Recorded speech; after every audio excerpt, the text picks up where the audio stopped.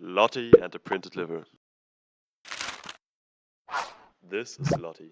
She's studying in her 17th semester and she's a very social person. But she has a serious liver problem due to her admiration of alcohol. Soon she will need a replacement.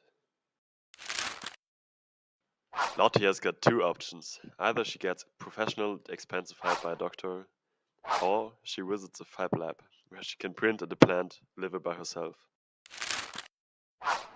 So Lotti goes to a fab lab where Heinz works. He made his own night vision eyes.